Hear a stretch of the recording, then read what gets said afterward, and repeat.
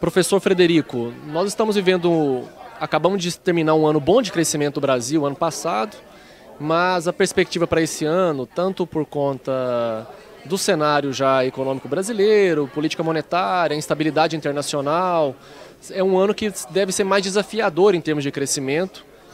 E o que você acha que talvez o próprio governo brasileiro poderia, ou já está fazendo, ou deveria fazer, para tentar manter uma trajetória de crescimento do país, que a trajetória de crescimento favorece, ajuda a gerar um processo de desenvolvimento mais profundo, tanto científico, tecnológico, industrial. Então o desafio do crescimento agora, você acha que o governo poderia ou já está fazendo algo que poderia ajudar a manter esse ritmo de crescimento? Bom, Diogo, a situação não é muito tranquila do ponto de vista internacional. Então, o Brasil, como de resto vários outros países, estão vivendo alguns choques que vai ter impacto no crescimento. Isso não há como evitar, né? Então, a questão externa. Agora, do ponto de vista externo, há possibilidades, de um lado, no curto e médio prazo, de medidas que possam minimizar o impacto negativo dos choques internacionais, né? A política tarifária do Trump, a reorganização das cadeias de valor a nível internacional, mas internamente duas são as questões fundamentais, a meu juízo. No curto prazo, é que uma taxa de juros como a nossa é muito difícil, né? Estimular o crescimento. Então é necessário, é fundamental que a taxa de juros caia. E a natureza da inflação hoje, né, não é uma inflação de demanda. A inflação atualmente ela está relacionada também a choques externos.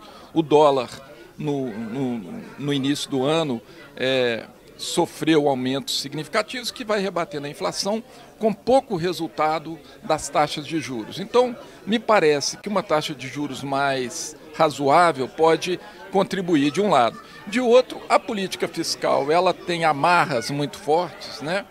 Dado o plano do governo com relação a isso, mas é fundamental que tente uma política anticíclica, porque se isso vai ter, no curtíssimo prazo, algum impacto sobre o déficit primário, no médio e longo prazo, isso vai ser recuperado, como já aconteceu esse ano, de 2024, o país conseguiu fazer o déficit primário dentro da banda prevista no início do ano, né? Então, o porquê? Fundamentalmente, porque a economia cresceu, né? Então, a relação entre uma economia crescendo, isso facilita a obtenção de superávit, né? Independentemente do volume de gastos que foi levado adiante. Então, primeiro ponto, uma taxa de juros mais civilizada, isso vai ter um impacto positivo sobre o déficit, sobre o crescimento da dívida. Uma política fiscal que seja capaz de minimizar os efeitos deletérios de um cenário hostil, né, do ponto de vista internacional. E, claro, pensando no longo prazo, no médio e no longo prazo, política pública capaz de garantir maior crescimento tecnológico.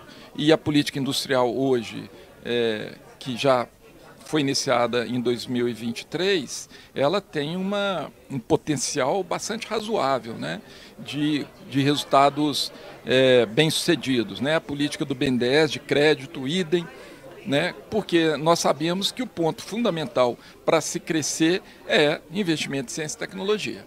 Então, acho que esses três pilares no curto prazo, como lidar com a inflação atualmente e como lidar com uma política fiscal que, ao mesmo tempo, seja anticíclica e evite um crescimento da dívida, a questão da taxa de juros e uma política industrial que eu, pelo menos, sou otimista, com efeitos razoáveis no médio e longo prazo.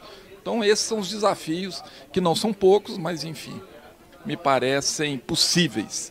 E, claro, tendo em vista um cenário internacional ainda muito instável, né? Não sabemos muito bem quais as consequências, ao fim e ao cabo, dessa política do Trump de um lado, as questões, o reordenamento, né, da geopolítico e suas implicações sobre as economias em geral e as economias periféricas em particular.